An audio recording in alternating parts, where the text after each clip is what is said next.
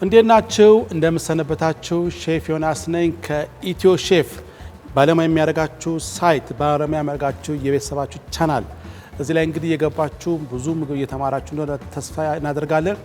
በተለይ የዌብሳይታችን ቤተሰቦች በጣም በስታችሁ በጣም ደስ ብሎናል። እንግዲህ ቀጥሉበት 7753 ላይ ኦኬ ብላችሁ ስትልኩ የዌብሳይቱ ሊንክ ይላክላችኋል። ከዛ ዌብሳይት ላይ ገብታችሁ ሁሉ የምንሰራችሁ ምግቦች ከነአሰራራቸው ከነግብአታቸው ታገኛላችሁ ማለት ነው። ቪዲዮ ሁሉ ታገኛላችሁ። በቀላሉ ኪችናችሁ ቪዲዮ ከፍታችሁ ብቻ ምግብ መስራት ነው። ከዚህ በኋላ ምግብ መማር በጣም ቀላል ነው። እንዲሁ ደግሞ አፕሊኬሽናችንን ከአፕል ስቶር በማውረድ በሱ መጠቀም ትችላላችሁ። በተለይ የዩቲዩብ ቻናላችንን ሰብስክራይብ ካደረጋችሁ የደወል ምልክቱን ጫን የምትሉት ከሆነ በየጊዜው አዲስ ምግቦችን ቪዲዮ ስለምንሰራ እንልክላችኋለን። ዛሬ እንግዲህ በእንቁላል የተጠበሰ ድንች እንሰራለን። የዚህ ምግብ በተለይ ለልጆች በጣም እድሜያቸው እንግዲህ ከ3 ዓመት በላይ ለሆኑ ልጆች በራሳቸው ምግብ ሊመገቡ ለነሱ የሚሆን ምግብ ነው። ወደ ከምትምሪ መልስ ደግሞ እንደ መክሰስ ሊሆናቸው የሚሆን የምግብ አሰራር ነው። እሱ ምግብ ዛሬ ሰራ ቆይታ እናደርጋለን። ኢትዮ ሼፍ የእናንተ ነው፣ የትም አትሄዱ። እሺ ግብአቱን አስተዋውቃችሁ እንደምትመለከቱት እንግዲህ ተከትፎ ውሃ ውስጥ ያደረኩት እንግዲህ ድንቹ እንዳይጠቁርብኝ ነው። ውሃ ውስጥ የተቀመጠ በአራት ማዕዘን የተከተፈ ድንች አለኝ። እንዲሁ ደግሞ የደቀቀ ቀይ ሽንኩርት ያስፈልገኛል። እዚህ ጋር እንቁላል 3 እንቁላል አለኝ። ቺዝ አደርጋለሁ። ጨውና ቆንጆ በርበሬ ተጠቅሜ እንግዲህ የምሰራው ምግብ ትመለከታላችሁ። ቀጥታ ወስዳችሁ ወደ መጥበሻ ጋር ወስዳችሁ መጥበሻ ጋር ከሄድን በኋላ በዘይት አግያ አዘጋጅቻለሁ። ድንቹን እርጥበቱን በፔፐር ናፕኪን ወይ በጨርቅ ካደረኩ በኋላ ወደ ዘይት ጨምራለሁ። ከኔ ጋር ቆዩ፣ የትም አትሄዱ።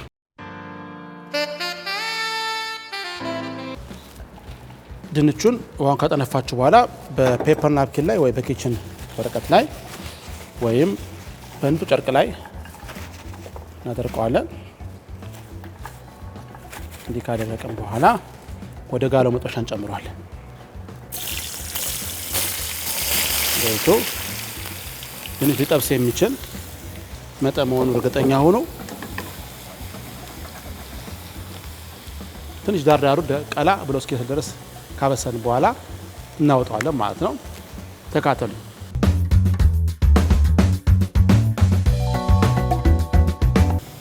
ድንቹ በስሏል። በዚህ መልክ እንግዲህ ዘይቱን ለመቀነስ ንጹህ ናፕኪን ላይ ወይ ኪችን ወረቀት ላይ ወይ ምንም ጽሁፍ የለ ወረቀት ላይ ማውጣት ትችላላችሁ። ጋዜጣ ላይ ወይ ጽሁፍ ያለው ወረቀት ላይ ባታወጡ በጣም ይመከራል። እዚህ ወርቃማ ከለር ሲይዙ እንደዚህ ድንቹ ይወጣና እዚሁ ድንቹ በጠበስንበት መጥበሻ ላይ ቀጣይ ስራችን የሚሆነው ምንድነው? ከመጥበሻው ላይ ዘይቱን እንቀንሳለን። ከቀነስን በኋላ ሽንኩርቱን እንጨምራለን።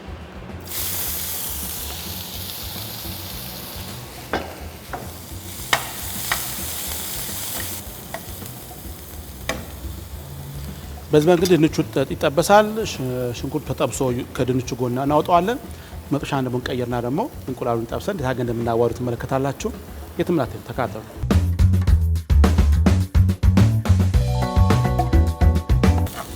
እሺ አሁን ሽንኩርቱን ጠብሼ አወጣለሁ።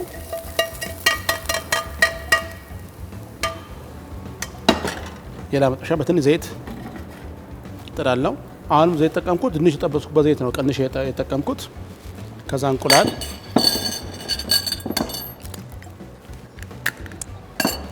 ሶስት እንቁላል እንሰብራለን።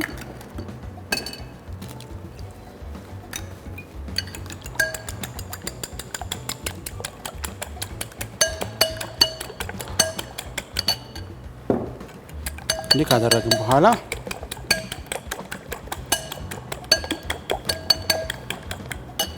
መጥበሻ ላይ ጨምረዋለሁ። ከጨመረ ድንቹን ጨምረው አብሬ አፈርፍረዋለሁ ማለት ነው። እንቁላሉ ይገባል። ጨው ድንቹ ላይ ያደርጋለሁ። ቆንጆ በርበሬ ከዛ ድንቹን ወስጄ ጨምረዋለሁ። አሁን እንቁላሉ አብሮ ከድንቹ ጋር ይበስላል። ፈረፈራ ከድንቹ ጋር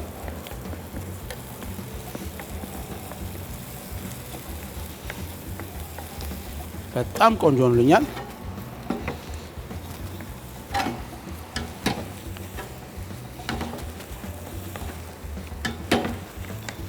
እንዲህ ከተፈረፈረ በኋላ ድንቹና እንቁላሉ አብሮ እየበሰለ ነው። ቀጣይ ስራችን የሚሆነው የበሰለውን ሽንኩርት እንጨምራለን።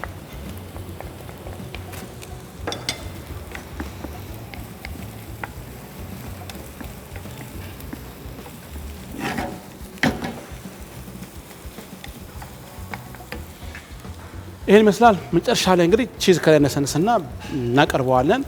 የትማቲ ተካተሉን። በጣም ትወዱት ምግብ ነው ያዘጋጀንላችሁ። ኢትዮ ሼፍ ሙያ የምትማሩበት ቆንጆ ሳይት ተካተሉ። ቤተሰቦቻችን እንግዲህ እንደምታዩት ድንቹ ከእንቁላል ጋር በስሏል።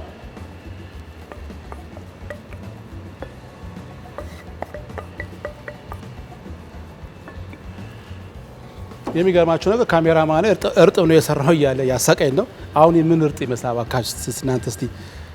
ይሄ እርጥብ ነው በጣም ገርሞኛል እኮ። ከዛ በኋላ ላዩ ላይ ፐርስሊ ቅጠል እናደርጋለን። ቺዝ እንደዚህ አይነት አድርገን ቺዙን ከላይ ፋቅ እናደርጋለን። አድርጋችሁ እንግዲህ ለልጆቻችሁ ወይ ደግሞ ለራሳችሁም ለቁርስ ሊሆን ይችላል፣ ለመክሰስ የሚሆን ሆድ ያዝ ያርግ የሚችል የምግብ አሰራር ነው። እንግዲህ ይህንን የድንችና እንቁላል የተዘጋጀውን ምግብ ሰርታችሁ እንድትመገቡ ልጆቻችሁ እንድታበሉ ለቤተሰብ አባላት አብራችሁ እንድትመገቡ ቤተሰባችሁ በዛ ካለ ደግሞ ድንች መጠኑን 3-4 ድንች አርጋችሁ እንቁላል በዛ አርጋችሁ መጠቀም ይቻላል ማለት ነው። አሁን በተጠቀምንበት እንቁላል እንኳን ወደ 4-5 ድንቾች አብሮ ሊጠበሱ ይችላሉ። ሰፋ በመጥበሻ ካረጋችሁት መጥበስ ይቻላል ማለት ነው። ሌላው አሰራሩ ደግሞ ድንቹን ተጠብሶ ለብቻ ይደረጋል፣ እንቁላል ለብቻ ተጠብሶ ይደረጋል።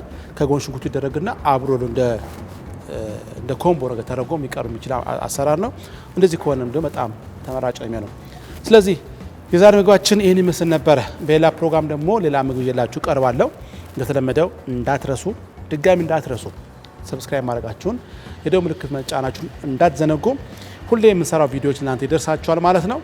እንግዲህ የዩቲዩብ ቻናላችንን ተቀላቀሉ። ሰብስክራይብ ማድረግ ደወል ምልክት መጫናት አትዘንጉ። በየጊዜው የምንሰራው አዲስ ምግቦችን እንልክላችኋለን። እንዲሁም ደግሞ የዌብሳይት አድራሻችንን በመቀላቀል እነዚህ ምግቦችን ከናሰራራችሁ ታገኛላችሁ። በተለይ ደግሞ የኢትዮ ሼፍ አፕሊኬሽን ከጉግል ፕሌይ ወይም አፕ ስቶር በማውረድ መጠቀም ትችላላችሁ። ለዛሬ በቃው። በሌላ ምግብ እንገናኛለን። ቻው።